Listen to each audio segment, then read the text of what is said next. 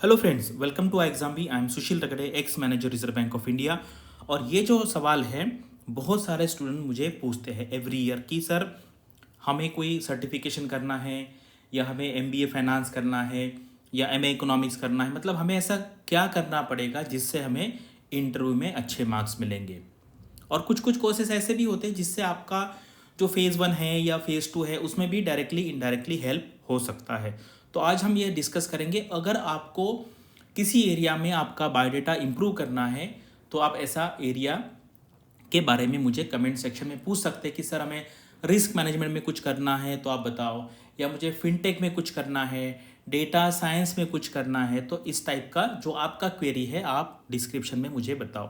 तो यहाँ पर हम ये जो इशू है ये डिस्कस करेंगे, इसकी ज़रूरत है, अगर है तो किसको है, अगर नहीं है तो किसको नहीं है। ये सारा जो पूरा ये क्वेश्चन है ये हम इसको पूरा डिटेल में डिस्कस करेंगे। चलो वीडियो स्टार्ट करते हैं। तो देखो, आरबीआई ग्रेड बी, यानी कि अगर आपको आरबीआई में मैनेजर बनना है, मैनेजर किस लिए बनना है, क्योंकि ये जॉब आपको काफ़ी चीज़ें ऑफर करता है। अगर आपको मुंबई में पोस्टिंग मिलती तो ओवरऑल जो सीटीसी होगा नियर अबाउट 28-30 लाख के आसपास होगा। इसमें कैश कंपोनेंट काफ़ी रहता है, कैश कंपोनेंट काफ़ी बड़ा है। और अगर आप प्राइवेट में होंगे तो मुंबई में आपको खुद रेंट का पैसा देना पड़ेगा, 1 लाख तक दे सकते हैं आप, मतलब वहाँ पे देना पड़ सकता है depending upon the area. RBI के केस में आरबीआई आपको 75,000 पैसा देता है। देखो, फाइनली हमें पैसा किस लिए लगता है, हम पैसे तो खा नहीं सकते, हमें पैसा इसलिए लगता है कि हम उससे लग्जरी या सर्विसेज खरीद सके। ठीक है, यानी कि सोडेक्सो कूपन भी मिलता है आरबीआई में, तो उसका जाके आप कुछ खाना खाओगे या कुछ आप जाके खरीद भी सकते हैं। तो फाइनली पैसा जो है वो मीडियम है जिससे हम सर्विसेज खरीदते हैं। ठीक है, लेकिन बहुत सारे लोग उनको लगता है कि मेरे अकाउंट में कितना आएगा, अकाउंट में कितना आएगा। वो अकाउंट में आने के बाद हम क्या करेंगे, that is very important and you have to live a very good नहीं कह सकता मैं, बहुत एक्सेलेंट लाइफ है। 30 लैक्स अगर आपको मिलेगा डायरेक्टली इनडायरेक्टली तो आपकी लाइफ बहुत, मतलब आप इंडिया के 1% लोगों में जाएंगे। ठीक है, तो ये हो गया आरबीआई का जॉब। इसीलिए ये रीज़न मैंने इसलिए बताया क्योंकि ये रीज़न की वजह से आपको आरबीआई की जॉब में जाना है। अगर आपको आरबीआई में जाना है तो ये चीज़ें आपको लगेगी। सबसे पहले तो आप यहाँ पे एलिजिबल होने चाहिए। एलिजिबल यानी कि आपको इस एग्ज़ाम में बैठने के लिए, पेपर देने के लिए अलाउ करना चाहिए। उसके लिए क्या लगता है, आपको एज चाहिए। जनरल कैटेगरी में है तो आप मिनिमम 21 से लेकर 30। एजुकेशन क्वालिफिकेशन चाहिए, any graduation, 60% aggregate and attempt भी चाहिए। जैसे जनरल कैटेगरी के 6 अटेम्प्ट, 6 अटेम्प्ट बहुत ज़्यादा है, 6 अटेम्प्ट मोर देन सफिशिएंट। 3 या 4 मुझे लगता है 3 या 4 में लोग फिर सिलेक्शन हो जाता है फिर या छोड़ देते, तो 6 अटेम्प्ट बहुत ज़्यादा है, मुझे नहीं लगता उतने अटेम्प्ट की ज़रूरत है। अभी आते हैं सिलेक्शन प्रोसीजर। ये होने के बाद बहुत सारे लोग, आप मतलब जो लोग एलिजिबल है वो अच्छी बात है। अगर बहुत सारे लोग हैं जो एलिजिबल भी नहीं है आरबीआई के एग्ज़ाम देने के लिए, और ग्रेजुएशन में 60% एग्रीगेट या फिर पोस्ट ग्रेजुएशन में 55% एग्रीगेट भी चलेगा, और अगर आप पीएचडी है तो भी आप यहाँ पे अप्लाई कर सकते हैं। अभी देखो सिलेक्शन कैसे होता है। एलिजिबल होने के बाद आप फेज़ 1 के लिए अप्लाई करेंगे। यहाँ पे नियर अबाउट 1.5 लाख लोग अप्लाई करते हैं। अगर आपने इंजीनियरिंग किया है तो आपको क्वांट में, रीजनिंग में थोड़ा सा एज मिल सकता है। If you are from the humanities background, किसी ने एमए इकोनॉमिक्स किया है, एमबीए फाइनेंस किया है, तो उनका जो जनरल अवेयरनेस है इकोनॉमी के बारे में वो इम्प्रूव हो सकता है। तो depending upon your background you might have some advantage और डिसएडवांटेज इन फेज़ 1। लेकिन मैंने सारे टाइप के कैंडिडेट देखे हैं, आईआईटी के लोग भी यहाँ पे फेल होते हैं और नॉर्मल जिन्होंने इग्नू से किया वो भी पास होते। तो आपका जो ग्रेजुएशन है उसमें इसका हेल्प थोड़ा बहुत मिल भी सकता है, लेकिन वो इतना बड़ा फैक्टर नहीं है। अभी आते हैं फेज़ 2 में। फेज़ 2 में मान लीजिए किसी ने एमबीए किया, जैसे मैंने एमबीए किया था, ठीक है, तो मुझे ये फाइनेंस है, मैनेजमेंट, ये पढ़ने की ज़रूरत नहीं पड़ी क्योंकि मैंने एमबीए में काफ़ी अच्छी तरीके से वो पढ़ा था। किसी ने एमए इकोनॉमिक्स किया है तो उसको ये एरिया में एडवांटेज हो सकता है। ठीक है, इथिक्स अभी अभी धीरे धीरे कॉलेजेस में पढ़ाना चालू हो गया, तो यानी कि आपका जो ग्रेजुएशन है उसका इम्पैक्ट फेज़ 2 में पड़ सकता है। और ये भी ऐसी ज़रूरत नहीं है, बिल्कुल ज़रूरी नहीं है। आप 3-4 महीने अच्छे से पढ़ेंगे सिंसियरली, हर दिन 8-10 घंटे, तो भी 2-3-4 महीने में आपका सिलेक्शन हो सकता है। अभी आते हैं इंटरव्यू में। देखो, इंटरव्यू में क्या क्या चीज़ें मैटर करती है, मैं यहाँ पे ब्रॉड चीज़ें बता देता हूँ। बायोडेटा, यानी कि आपके बायोडेटा में क्या क्या लिखा है, आपका वर्क एक्सपीरियंस। ठीक है, मैंने ये भी आपको बताया कि दोनों टाइप के लोग सेलेक्ट होते हैं, जिनका वर्क एक्सपीरियंस है उनका भी सिलेक्शन होता है, जिनका नहीं है उनका भी होता है। कम्युनिकेशन स्किल्स, यहाँ पे मैं इंग्लिश की बात नहीं कर रहा हूँ। Communication skill, you can give interview in Hindi also, you can give interview in English also, ठीक है, दोनों भी चलेगा, कोई प्रॉब्लम नहीं है। There is no barrier of the language, ठीक है, बस आपको क्वेश्चन का अंडरस्टैंडिंग होना चाहिए, आपको आंसर देते आना चाहिए। जनरल अवेयरनेस, आपका जनरल अवेयरनेस कैसा है आरबीआई के बारे में, इकोनॉमिक बैंकिंग फाइनेंशियल इश्यूज के बारे में, ओवरऑल आपका जनरल अवेयरनेस कैसा है। एंड एक आपकी पर्सनैलिटी है, आपको पता है आपकी पर्सनैलिटी जो होती है वो डायरेक्टली इनडायरेक्टली हेल्प करती है सामने वाले को इंप्रेस करने में, ठीक है, तो ये फैक्टर है। अभी देखो, अभी हम आते हैं हमारे मेन पॉइंट पे। कुछ लोगों को लगता है मैं सर्टिफिकेशन करूंगा, मैं आपको इसका दूसरा एग्जांपल देता हूं। एक कैंडिडेट था, उन्होंने 10-12 सर्टिफिकेशन किए थे एनसीएफएम के, ठीक है, एनसीएफएम के, capital market, derivative market, mutual fund, बहुत सारे सर्टिफिकेशन उन्होंने बहुत सारे किए थे, 10 किए थे। अभी उनका मुझे फ़ोन आया और पूछा कि सर मैंने इतने सर्टिफिकेशन किए, उसको अभी 2-3 साल हो गए, अभी मुझे कुछ भी याद नहीं है, अगर मैं वहाँ पर लिखूंगा और मुझे उसमें का कुछ आएगा नहीं तो बैड इंप्रेशन पड़ेगा, तो मैं नहीं लिखता हूँ, ठीक है। मतलब ऐसे भी लोग हैं कि जिनके पास सर्टिफिकेशन है लेकिन वो नहीं लिख रहे। क्यों नहीं लिख रहे? क्योंकि अगर आप कुछ भी लिखेंगे तो उसके ऊपर तो क्वेश्चन आएंगे ही आएंगे, और अगर आपको उसके ऊपर का क्वेश्चन नहीं आया तो फिर आपका सिलेक्शन नहीं होगा, ठीक है। इसीलिए मैं कहता हूं कि बायोडेटा ब्लैंक भी रहेगा, कुछ नहीं, बस बीए किया है, इग्नू से किया, 60% है, बस खत्म, कुछ भी नहीं है बायोडेटा में। आपको ये एग्जाम निकालना है, ये एग्जाम निकालना है, यहाँ पे अच्छी पढ़ाई करेंगे, और जब इंटरव्यू में आएंगे तो आपको क्वेश्चन पूछेंगे, आपके बायोडेटा में कुछ नहीं है तो जनरल अवेयरनेस के बारे में पूछेंगे, आरबीआई के बारे में पूछेंगे। लेकिन अगर आपने कोई सर्टिफिकेशन किया है, लास्ट टाइम एक स्टूडेंट था, उसने मुझे पूछा था कि मुझे फिनटेक के बारे में कुछ सर्टिफिकेशन करना है, मैं करूँ क्या? मैंने कहा करो। फिर उसके बारे में उनको 15 दिन पढ़ना भी पड़ा। ऐसा तो नहीं है कि सर्टिफिकेशन क्या हो गया, सिर्फ सर्टिफिकेट देख के आपको मार्क्स नहीं मिलने वाले। उन्होंने सर्टिफिकेशन लिखा भी, फिनटेक के बारे में पढ़ाई भी की, इंटरव्यू में उसके ऊपर क्वेश्चन भी आए, उनका सिलेक्शन भी हो गया। तो ये डिपेंड है, सिर्फ ऐसा नहीं है कोई आईआईटी आईएम का है तो उसका सिलेक्शन हो जाएगा। मान लीजिए कोई बच्चा आईआईटी बॉम्बे का है तो उससे एक्सपेक्टेशन भी बढ़ेंगे ना, हायर लेवल के क्वेश्चन आएंगे उसको, और अगर वो दे नहीं पाया तो बैड इंप्रेशन पड़ेगा। अभी मैं 10 साल से इस फील्ड में हूँ, मैंने आईआईटी बॉम्बे, दिल्ली, कलकत्ता, कानपुर, मद्रास है, ये अच्छे अच्छे जो आईआईटी, खड़गपुर है, और आईएम एबीसी के लड़के, ये भी मैंने देखा है कि प्रीलिम्स में भी फेल हुए, मेंस में भी हुए, इंटरव्यू हुए।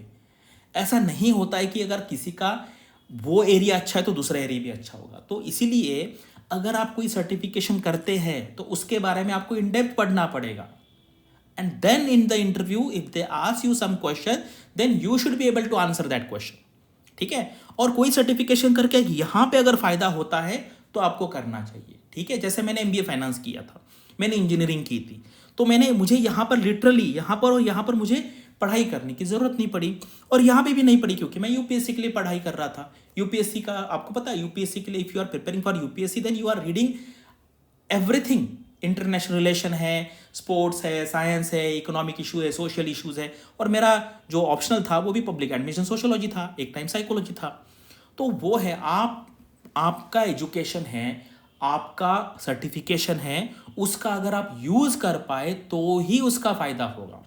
अभी इसके बारे में मैं काफ़ी वीडियो भी बनाया, सर्टिफिकेशन दिखाता हूँ। ये देखो, मूडीज एनालिटिक्स करके एक कोर्स है क्रेडिट एंड रिस्क मैनेजमेंट के लिए। इसका डायरेक्टली कुछ जगह पे तो कुछ जॉब में डायरेक्टली लिखा होता है एलिजिबिलिटी में, अगर ये होगा तो प्रेफरेंस दिया जाएगा। उसके बाद स्टेट बैंक ऑफ इंडिया का एक रिस्क मैनेजमेंट का कोर्स है, कॉर्पोरेट क्रेडिट के बारे में है, रिस्क मैनेजमेंट है, एग्रीकल्चर है। इससे भी आपको फायदा हो सकता है इंटरव्यू में। कब? अगर आप ये कोर्स कंप्लीट करेंगे, आपको इस कोर्स की अच्छी अंडरस्टैंडिंग होगी, इंटरव्यू में इसके ऊपर क्वेश्चन आएंगे और आप इंटेलिजेंटली इसके आंसर देंगे, तब ही फायदा होगा। अदरवाइज ये बैकफायर भी कर सकता है। आपने तो लिखा और आपको क्वेश्चन आया नहीं तो आप बोलेंगे सर मैंने ऐसे पढ़ा था या मुझे अभी याद नहीं है। ऐसा करेंगे तो निगेटिव इंप्रेशन पड़ेगा, ठीक है। ये जो कोर्स है ये एग्जीक्यूटिव एमबीए कोर्स है डेटा एनालिटिक्स में, बिजनेस एनालिटिक्स में। ये प्रॉपर एमबीए का कोर्स है, 2 साल का, आईएम काशीपुर का है। वहाँ पे आपको जाने की जरूरत नहीं, आप कर सकते हैं, लेकिन महंगा है, 15 लाख के आसपास इसकी फीस है। If you can afford you can do this course. इसका फायदा क्या होगा? जब आप एमबीए इंटरव्यू में जाएंगे आरबीआई के, अगर आपके पास ये डिग्री होंगी तो वो आपको क्वेश्चन पूछेंगे, आपको उस क्वेश्चन के आंसर सेटिस्फैक्ट्री या वेरी हाई लेवल के देने पड़ेंगे, तब ही फायदा होगा। अदरवाइज ऐसे कोर्स करने के बाद आंसर नहीं दे पाएंगे तो कोई फायदा नहीं होगा। अभी देखो ये भी है, Indira Gandhi institute of development research IGIDR, ये RBI का कॉलेज है। यहाँ पे MSc इकोनॉमिक्स होता है और PhD होता है। यहाँ से काफ़ी सारे लोग RBI का जो DEPR है वहाँ पे भी सिलेक्शन होता है उनका, जनरल इसमें भी अप्लाई करते हैं। ये RBI का कॉलेज होगा तो आपको पता है ये खुद RBI का कॉलेज है तो एक सॉफ्ट कॉर्नर हो सकता है, लेकिन सिर्फ ये करने से फायदा नहीं होगा, आपको वो उस लेवल के क्वेश्चन पूछेंगे, आपको उसका आंसर आना चाहिए। ये कोर्स करने के बाद आपका अंडरस्टैंडिंग बढ़ेगा, उसका फायदा अगर आप GA में फेज 1 में या आंसर लिखने में अगर करेंगे तो उसका भी इनडायरेक्ट फायदा हो सकता है। और ये भी एक जॉइंट लेवल का प्रोग्राम है, ये MS डिग्री है, MS, ठीक है, जैसे US में MS होता है वैसे MS डिग्री है, फुल टाइम, मतलब ये प्रॉपर डिग्री है। आपको ऑनलाइन क्लासेस होंगी, प्रॉपर IIT की डिग्री होगी, IIT प्लस IIM इंदौर की डिग्री है, जॉइंट डिग्री मिलेगी। लेकिन ये भी महंगा है और डिफिकल्ट भी इतना आसान नहीं है, कैट के बेसिस पे होता है, आप कर सकते हैं। इसका भी फीस 12 से 15 लाख है। तो आपको मैं सजेस्ट करूंगा आप कुछ ना कुछ कीजिए, क्योंकि देखो RBI का सिलेक्शन होना नहीं होना ये बहुत सारे फैक्टर्स पे डिपेंड है। लेकिन आप अगर ये कोर्स है या IIM काशीपुर का कोर्स है, ये कोर्स है, तो आपका जो करियर अपॉर्चुनिटी वो बहुत सारी अपॉर्चुनिटी ओपन हो जाएंगी आपको। सिर्फ RBI नहीं, बाकी प्राइवेट में भी जा सकते हैं आप, बहुत जगह पे गवर्नमेंट में भी अलग अलग वैकेंसीज आती है, सब जगह जा सकते हैं। तो आप एक शॉर्ट माइंडसेट मत रखिए कि इससे मुझे इंटरव्यू में मार्क्स इतना मिलेगा। ये करने से आपकी करियर अपॉर्चुनिटीज फुल ओपन हो जाएगी। जैसे मैंने MBA फाइनेंस किया, तो आपको पता है आप अगर सिर्फ प्लेन ग्रेजुएट है, BCom है, तो आप सेबी का एग्जाम नहीं दे सकते, PFRD नहीं दे सकते, NPS नहीं दे सकते, उसके लिए इंजीनियर चाहिए या पोस्ट ग्रेजुएट चाहिए। तो ये करने से क्या होगा, एक तो आपका अंडरस्टैंडिंग बढ़ेगा, आपकी पर्सनैलिटी इंप्रूव होगी, क्योंकि जब आपका अंडरस्टैंडिंग होती है, आपका नॉलेज होता है, तो वो पर्सनैलिटी में रिफ्लेक्ट होता है, कॉन्फिडेंस बढ़ जाता है। उस वजह से कीजिए, सिर्फ इसके लिए मत कीजिए कि उसका इंटरव्यू में फायदा होगा। और ऐसे लोग जो फेज 1 में कॉन्फिडेंट नहीं है, फेज 2 में कॉन्फिडेंट नहीं है, उनको तो मैं बिल्कुल सजेस्ट नहीं करूंगा। आप पहले प्रीलिम्स निकालिए, मेंस के लिए देखो इतना अगर आप पढ़ेंगे, यहाँ पे कम से कम 20-25 सब्जेक्ट है, बहुत डिफिकल्ट है, इतना पढ़ाई आप फेज 1 में कीजिए, प्रीलिम्स निकल जाएगी। फेज 2 में कीजिए, 20-30-40 मार्क का एडवांटेज मिल जाएगा। एंड इंटरव्यू में अगर ये नॉलेज आप दिखा पाएंगे, जो आपने पढ़ा है या आपके आसपास क्या हो रहा है, वो इंटरव्यू में पूछेंगे। देखो किसी का अगर BA है ना, सिंपल BA इग्नू से, तो उससे इतना एक्सपेक्टेशन भी नहीं रहते, तो उनको सिंपल लेवल के क्वेश्चन पूछेंगे। लेकिन वहां पर आप दिखाएंगे कि यार सर आप मुझे जो है वो थोड़ा सा अंडर एस्टिमेट कर रहे हो, आई एम वेरी ब्रिलियंट, तो आपको अगर वहां पे हाई लेवल के आंसर देंगे तो वो खुश हो जाएंगे। तो इसीलिए ये बहुत लास्ट स्टेज का है, ठीक है। और अगर आपको आपकी ओवरऑल लाइफ, आपका ओवरऑल बायोडेटा के लिए देखो, आपको भी पता है जब आप किसी से बात करते हैं और उसने मान लीजिए IIT से पढ़ाई की है, IIM से की है, तो इंप्रेशन पड़ जाता है। मैंने काफ़ी सारे सर्टिफिकेशन किए, लेकिन वो जब मैं RBI में था और RBI में छोड़ा उसके बाद किए मैंने। IIM बैंगलोर के काफ़ी सारे किए। एक तो कोर्स करने के लिए मैं लंदन गया था, ऑक्सफोर्ड गया था मैं, वहाँ पर मैंने एक कोर्स किया मैथमेटिक्स का, क्योंकि मुझे इंटरेस्ट था और मेरा बायोडेटा इंप्रूव हो गया। तो ये आपको चीज़ें यहाँ पे हैं। और रियल बात क्या है, आपको GA में अच्छे मार्क्स लाने हैं। ये हमारे फ्री रिसोर्सेस अवेलेबल है, Bpedia हिंदी में भी है, इंग्लिश में भी, आप इसको पढ़ सकते हैं। और ये देखो बहुत अच्छे तरीके से आप जाइए वेबसाइट पे, iExamB के वेबसाइट पे जाइए, इसको डाउनलोड करके हम इसमें क्या किया है, daily, weekly and monthly 3 category में दिया। अगर आपको डेली पढ़ाई की आदत है, ये पढ़ लो, वीकली पढ़ना है तो ये पढ़ो, मंथली पढ़ना है तो ये पढ़ो। बस आप 2 दिन पढ़ के देखो, आपको फर्क समझ में यहाँ पर आएगा। और अगर आपको RBI में या बाकी कोई भी कोर्स में हमारे यहाँ पे एनरोलमेंट करना है तो अच्छा डिस्काउंट चालू है। और ये हमारा, आपको पता है, इंडिया का ये एक लौता 1 and only 1 कोर्स है जिसमें हम ब्लेंडेड फॉर्म में पढ़ाएंगे, क्लासरूम भी होगा और ऑनलाइन भी होगा। ये अभी 19 जनवरी से लेके 22 जनवरी तक चलेगा। ये 4 दिन दिल्ली में चलेगा। मॉड्यूल 1 होगा, मॉड्यूल 2 इमीडिएटली फेज 1 होने के बाद होगा। आप डायरेक्टली हमारे साथ कन्वर्सेशन कर पाएंगे। क्लासरूम में हम आपकी राइटिंग प्रैक्टिस करवा लेंगे, वहीं पर आपको फीडबैक देंगे और वहीं पर ये पूरे क्वेश्चन डिस्कस करेंगे। अगर आपको इसके बारे में इंफॉर्मेशन चाहिए तो आप यहाँ पे कॉल करें। बस यहाँ पे मैंने इतना बता दिया है कि ये किसको करना चाहिए, किसको नहीं करना चाहिए। और अगर आपको कोई अलग टाइप के सर्टिफिकेशन की इन्फॉर्मेशन चाहिए, सर मुझे इस एरिया में करना है तो क्या करूँ, और कभी भी याद रखिए, आपको करना है तो टॉप इंस्टीट्यूट से ही करना है। IIT है, IIM है, XLRI है, उसके बाद ISB है। ये टॉप इंस्टीट्यूट से करेंगे तो आप उनके नेटवर्किंग में जुड़ जाएंगे, आपका नेटवर्क बढ़ जाएगा और आपको RBI में या फ्यूचर में कहीं पे भी उस नेटवर्क का काफ़ी फायदा हो सकता है। Thanks for watching this video and all the best for your studies and upcoming examinations.